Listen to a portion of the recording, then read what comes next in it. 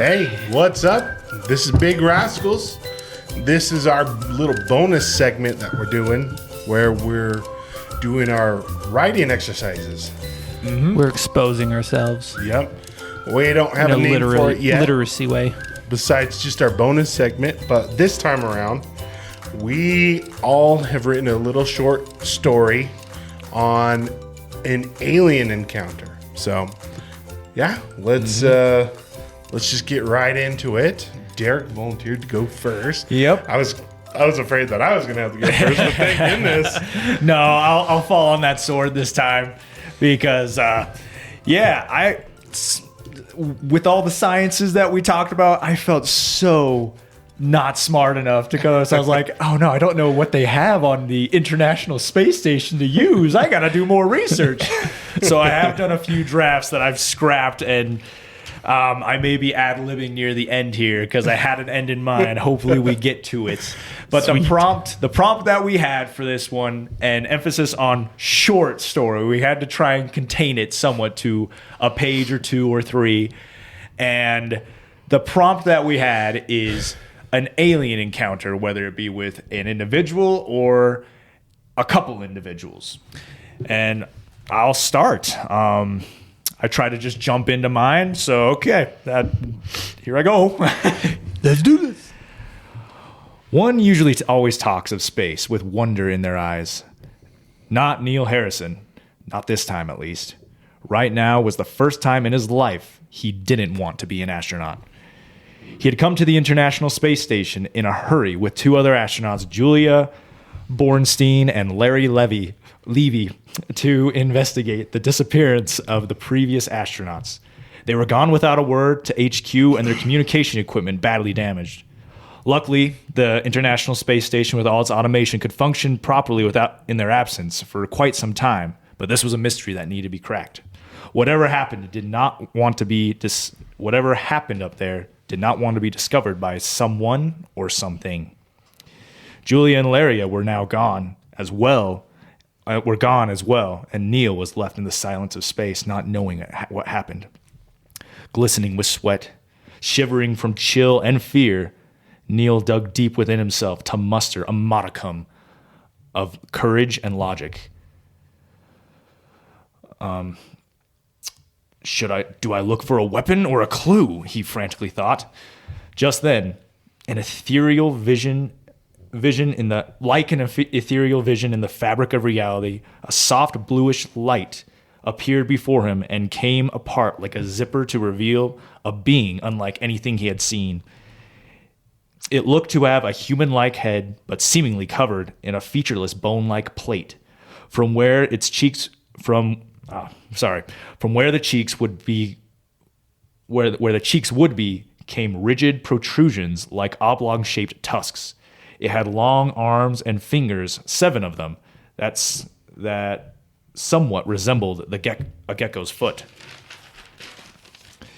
But the strangest part was the lower torso, where 4 feet, each with 2 claws spread out evenly in each direction from its waist, like a horrifying amalgamated centaur.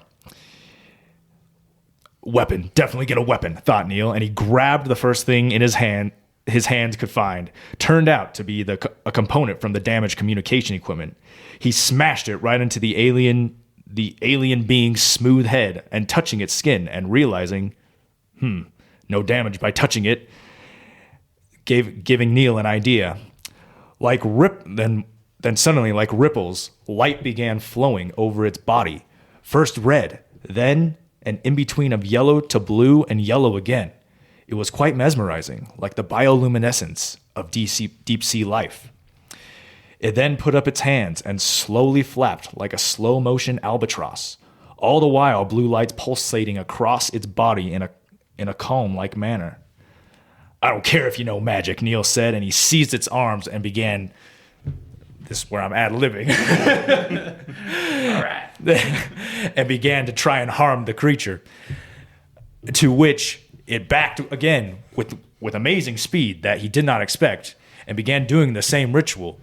And then he seized it once again, but this time he noticed that like Like a probe going into his very psyche, he felt feelings of confusion and fear and longing to stop, as if a thing was emitting its feelings into his very being.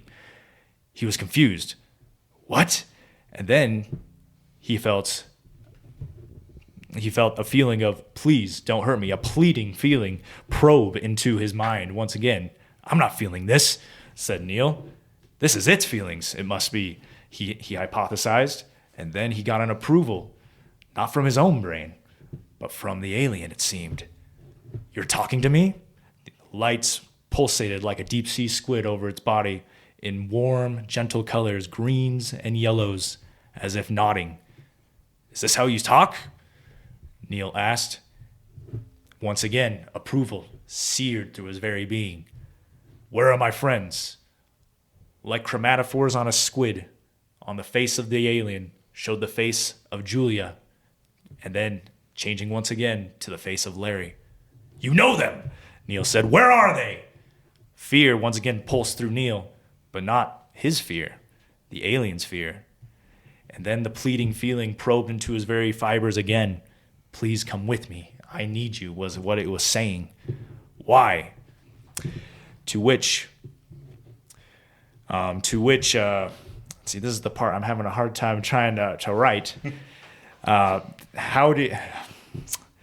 Basically what I'm trying to get at with this story is the aliens on a quest because they were in a war with another race, but they got the upper hand and won and eradicated that. So they became basically the top predators on their planet. And a subset of these aliens, this one in particular, realized that, there's too many of us, we're going to eat up all the food, and we're all going to die. And so they set on a quest to find a predator to hunt them, and humans were the perfect predator, basically asking them, be our saviors by coming to hunt us.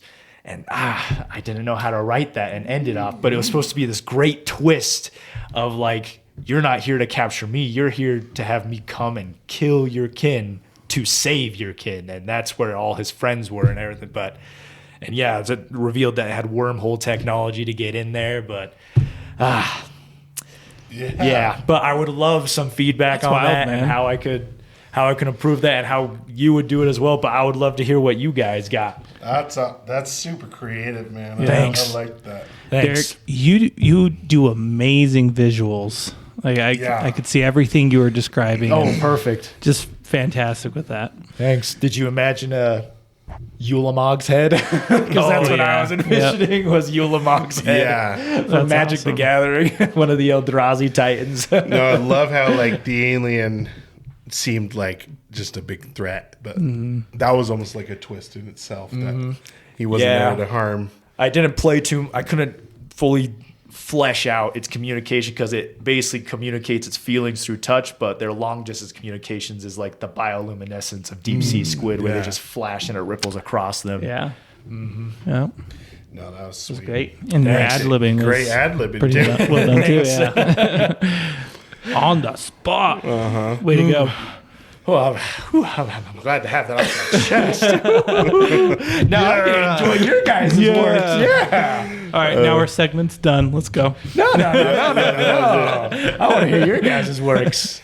Okay, so am I next? Am I going? Sure. You want to finish up? Okay, sounds good. I started the last one, so I guess, yeah. Let me go last. And then this one. All righty. I think I did just prepare yourself. I went a little different than kind of probably what you guys went. Oh, that's fine. So that's okay. That's totally okay. All right. Let's get into character here. Okay. I haven't slept for weeks. I haven't slept good for weeks, I said, rubbing my eyes. And when I do sleep, I have this recurring dream.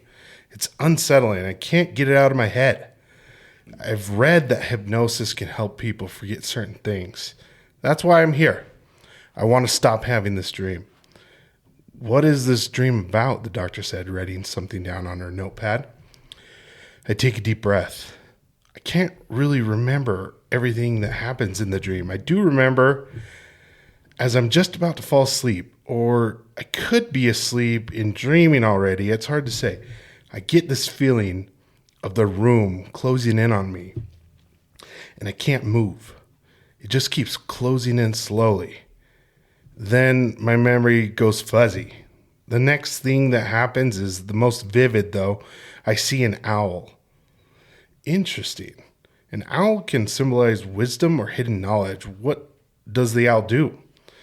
Nothing. It just stares at me with its big black eyes. A cold shiver runs down my spine. Look, I raise my arm to show the doctor the goosebumps appearing. The doctor writes on her notepad once again. Do you remember anything else about the dream? I put my face in my hands. Just helplessness and this feeling of being squeezed into this small space. It's completely dark. It also feels warm. Well, actually kind of hot. And there's the sound, like a pulsating rumble, like a wow, wow, wow. I can see how that can be unsettling. Well, the dream itself isn't that bad. It's the fact that it keeps happening every night. The doctor puts down her notepad and stands up. I think I can help you. Hypnosis has seemed to work for many of my patients. I will say, though, that hypnosis doesn't always make people forget. Oftentimes, it helps people remember past traumas, foreign or forgotten memories, etc. I can't really control the outcome of the hypnosis. Oftentimes, confronting the problem can help. Do you wish me to continue? I nod, and the doctor directs me to the Freudian couch and hands me a sleep mask. Lie down and try to relax. Clear your mind. I lay down on the couch and put the mask on. A sound machine clicks on, and the dull white noise drowns out the silence. I try to clear my head and just focus on my breathing. In, out, in, out. Good, she said softly. Just keep breathing deep and slow. In, out, in, out. I lay there focusing on my breathing, and I lose track of time. It could have been 5 minutes, or could have been an hour for all I know. I become extremely relaxed, and I could tell that sleep is creeping in. A distant faint voice breaks the silence. I want you to keep breathing in, out, slowly. And with every breath, I want you to go deeper into your relaxed state. In, deeper, out, deeper. Every breath brings me deeper and deeper. The room starts to close in on me. The voice comes back, even more distant, even more faint. I'm going to count down from 5. With every number, you will become more relaxed, and when I get to number 1, you will reach the most relaxed state you have ever been. Once I reach 0, you will remember the dream. 5. I go deeper. 4. I can't even feel my body. 3. The room closing in. 2. Where am I? 1. Nothing. 0. No. No. No, no. Those eyes. Those big black eyes. What is that? It's not an owl. What is it? There's more than one. No. What are they doing to me? It hurts. Holy shit, it hurts. I can't move. Why can't I move? Please stop. No. No, no. Please make it stop. Wake up. Who is that? Please help me. You need to wake up. Please. I will count down from 3, and when I say 0, you will wake up. 3. Those eyes. 2. Kill me. I want it to be over. 1. Kill me now, please. 0. You are now awake. I wrench my eyes open, bolt upright. My heart is beating out of my chest, and I am drenched in sweat. It's okay, the doctor said. You are safe. I start to hyperventilate. What are you talking about? No one is safe. What do you mean? I look at the doctor straight in her eyes. She looks back, and I can see the truth. And she looks back and can see the truth and horror behind mine. I remember everything. We are not alone. The end. Hey, that was great. Spooky.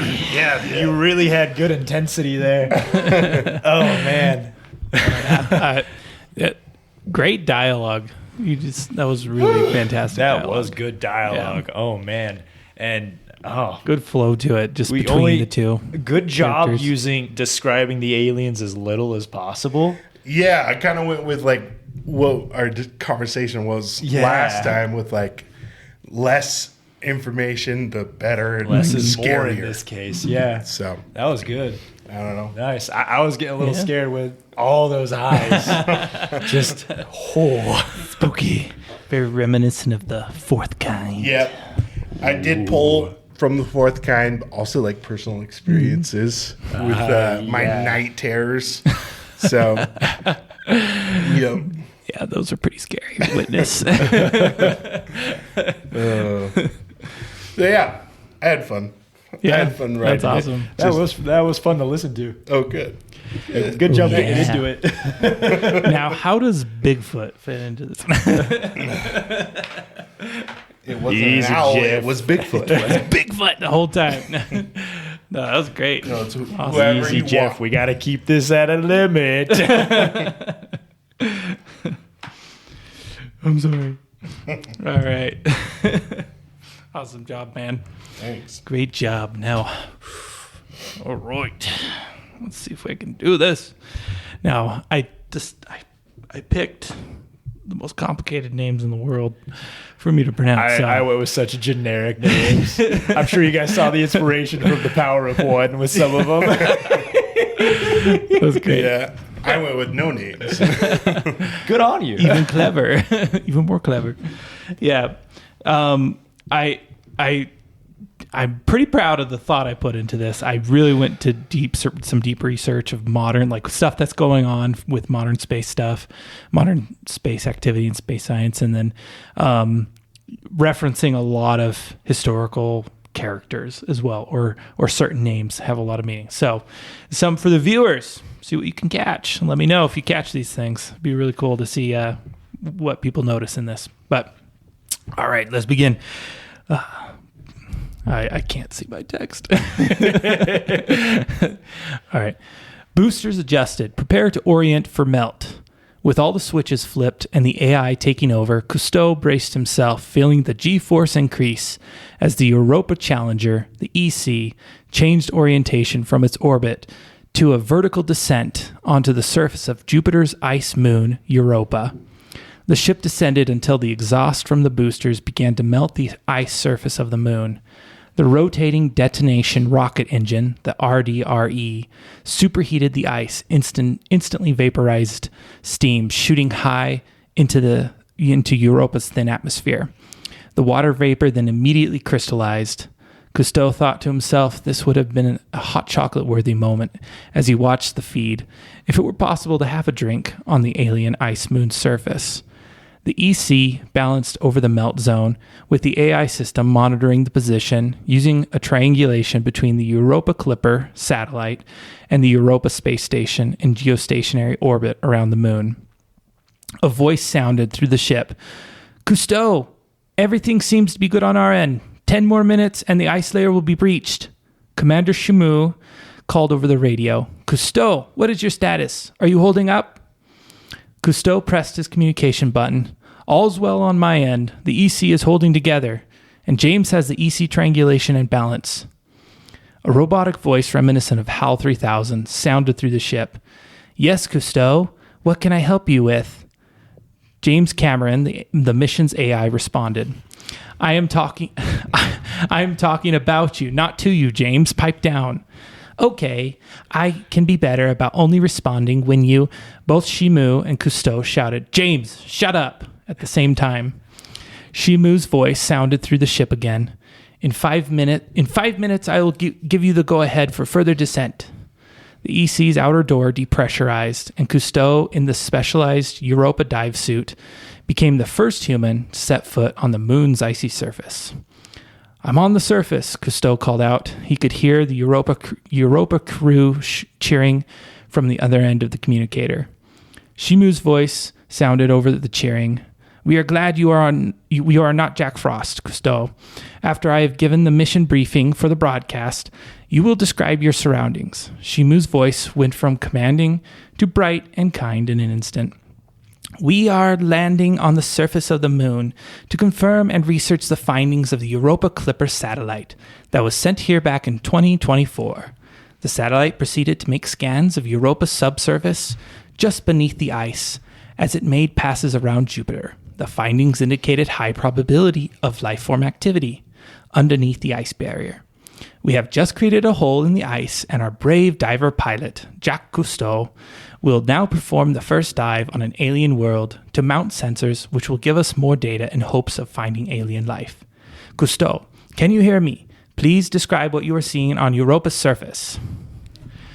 A 360-degree camera mounted to his suit gave an expansive, complete view of the landscape. Cousteau took in a breath and said, Earth, here's one small step for a man. Upon taking that step, Cousteau found himself flat on his back.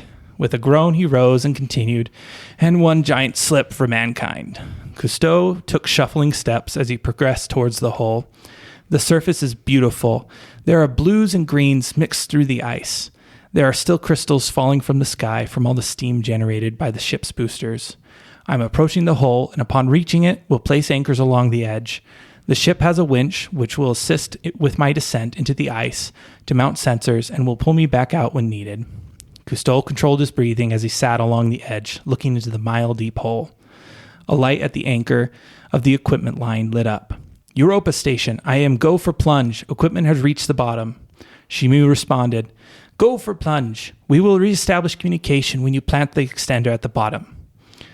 You hear that, James? Let's drop. You ready to take a dip? I can begin your descent, if that is what you want. I am ready to go, James said. The line loosened, allowing Cousteau to slide into the hole and begin lowering. As soon as Cousteau could see the water, he gave the signal for James to slow the descent. All right, James, ease it up. We're getting close to the stop point, Cousteau called out. He could see the black water sloshing beneath him. All of his Arctic test dives built to this. Getting ready to stop, James said. The line tightened and Cousteau bounced as he slowed down. He mounted the communication extender just above the waterline on the ice wall. His next task consisted of mounting weighted sensors from all around the circular ice wall, each sensor dropping into the water and extending to different depths. Before turning on the equipment, Cousteau took pause to look at the water. His light barely penetrated the surface. He smiled, turned on the extender. Europa Station, sensors and extender are connected and functional. Let's find them, whoever they are. Hearing you loud and clear, Cousteau, Shimu said. Well done. Connection is established with the sensors, and data collection has begun. Begin your ascent. Wait at the EC until we get the data processed. Will do, Cousteau said, staring into the water again. He muted his communication to the Europa Station. James, how about it? Want to take a dip? Cousteau, your initial mission is to plant the sensors and ascend to wait on the surface. I am not to lower you any further, James said. Activate emergency program code emergency exception. Cousteau's communicator sounded up. Shimu shouted over the line, Cousteau, is everything okay? You just activated your emergency bypass for James. Cousteau cursed and unmuted his communicator. Yeah, I'm fine. The line was just stuck. I just needed James to extend the line a bit. Okay, check in when you're halfway up the hole, Shimu said. James responded, How far do you need the line extended? Cousteau muted the line again and said, About 5 meters should do it. Extending 5 meters. As Cousteau drew closer to the water, he could not help himself but take a big breath and hold it as he plunged into the water. He did not hold his breath long as he began to breathe much faster. He had just entered into an alien realm. The cold water surrounded his suit. The state-of-the-art internal climate-controlled system maintained the temperature, but goosebumps appeared up his arms. In the water, his light only lit up 20 meters around him. He could see the first few sensors that were sunk to the higher water levels. He knew Shimu would be furious with the risk he's taking, but she should have known who they were sending down here. Just as Cousteau was about to have James raise him up, a shadow flickered at the edge of his light. A stream of curses spewed from his mouth as another shadow appeared at the edge of the light and stopped floating. The shape floated closer to Cousteau. He could make out more of the creature's features. It looked like a cross between an octopus and a stingray. Its central body was wide and flat, around a foot in circumference, with 6 tentacle-like appendages extending at equal intervals around the body. The tentacles extended another 2 feet away from the body. The creature slowly approached Cousteau, propelling itself forward in the water by rippling its body and swinging its tentacles to change direction. Once it was 5 meters away, he could see 3 black bulbous hemispheres in between the tentacles on what looked like the front of the body. Cousteau held out his hand, beckoning as he would to a dog. "Come here, just a little closer. This is totally worth a reprimand." The creature swam just inches away from Cousteau's outstretched hand. "We come in." The creature darted around Cousteau, circling his chest and swimming behind his head. Cousteau flailed his arms, spinning around. "James, take me up, quick!" Cousteau shouted, his voice high and shaking, his arms still flailing. He could barely see the creature swimming around him, just beyond the view, blocked by his helmet. "How high do you want me to take you up? I can only raise and lower you at a consistent. James, shut up! Up 20 meters, 30 meters, go, go, go!" Once Cousteau breached the water and finished his last flail, he looked around himself, then back at the water. He could make out the silhouette of the creature just below the surface. Cousteau let a few more curses drop from his mouth as he ascended his way to the surface, reaching the midpoint he called to the Europa station. And needless to say, they were astonished and angry, and there was astonishment and anger surrounding his story. Shimu was rightfully furious with him, but relieved he was unharmed. "Cousteau, if you do anything like that again, I will personally come down to the moon, pack you up, and send you back to Earth immediately. You understand?" "Yes, Commander." Cousteau reached the airlock of the EC and began disassembling himself from his dive suit. Once he was free, he reached down to pick up the suit when his hand felt something that was not the suit's material. Then Cousteau thought to himself that he did see 2 silhouettes. The creature was just as fast in the water as out. Tentacles wrapped around Cousteau's arm and pulled the body up towards its face. No amount of arm flailing would dislodge the creature. Cousteau tried to pull the creature off with his other hand, but he could not grip the slimy surface. The breathing quickened as he continued to claw at the creature that was now wrapping around his head, the black hemispheres pressing against Cousteau's face. A scream escaped his mouth, was muffled by the creature's body. An overwhelming sense of calm rushed over Cousteau. His arms dropped with confusion, knowing there was still an alien creature on his face. The images started flooding his brain, pictures of an underwater world he had seen before, filled with life and all kinds of strange nautical creatures. Then he heard a voice in his head. It was his own voice, as if he was thinking aloud his thoughts, but these were not his current thoughts. His current thoughts would have involved more cursing. "This is your language?" his thoughts said. "Oh, there we go. I seem to have found it. You have incredible head waves. No, brain waves would be a better word." His thoughts continued on their own. "I could sense your exceptional brain waves, but could not reach your body initially to make contact. This is the creature in my head." Now that was his own thought. "Yes, is that what you would call us, creature? I seem to have elicited a fear response. Is that how you creatures communicate with your kind?" That's bad. Definitely a long one. Yeah. A little similar to Derek. I always enjoy the use of thalassophobia because, oh man, the deep sea is just full of aliens, man. I had a sense. I'm like, I feel like Derek's going to get this too. Oh, because that's awesome. the communication with the deep sea squid with mine, because that just creeps me out. But you actually had the terror of getting dragged down in the depths. Yeah. And that surprised me, that, like, you know, getting in there to the brain to understand the brain waves and stuff like that.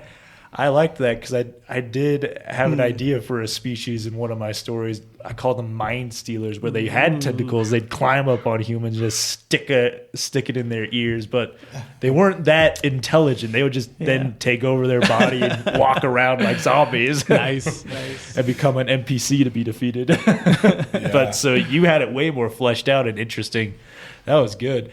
And you mentioned how you had way too complicated names, which kudos for thinking about those names, but I was laughing hearing James Cameron as an AI. That makes sense. Challenger depth or the Challenger dive. James Cameron's famous for doing the Challenger deep, and then the Abyss. Europa Challenger. Is and he made the movie. He did the movie The Abyss off of H.G. Wells' novel, where they find aliens in the sea. I'm pretty proud of some of those references. Yeah, good job. Yeah, Good awesome, job. man. That was great. Thanks. Good job, everybody. That was a great experience. Great fun stuff. Practice. Oh yeah. Jeff and Derek, you guys have similar minds. Similar fears. Yeah. No doubt. But they both turned out to be nice aliens. Which, Well, that's what I loved about Project Hail Mary. It definitely so far. Yeah. Yeah. It definitely just went with the trope of, we're used to thinking of aliens wanting to conquer. No, we can be friends. Yeah. I kind of had the same thought. Yeah, it was the kind of like I wanted to do almost a flip of expectation, kind of what the movie was doing with Rocky. My wife was terrified. She was like, "This isn't going to be a bad alien, is it? Tell me it's not going to be a bad alien." I'm like, just wait. yeah. Awesome. Well, cool. Don't really know. We don't have an outro for this or anything, but At this point, let us know how we did. Give us some feedback. tell us how be you nice. would write an alien encounter. We would love this to be just a melting pot of ideas. Oh, yeah. Creativity is sparse in the professional Hollywood world, but it can be thriving here. Yep. And if you take any of our stories and use them, just credit us. Let us know. Yeah. Give us a little bit of a shout out. Throw us a little bone. Yeah. Cool. Sweet. All right. Thanks for joining us. Catch you next writing. time. See ya. See ya.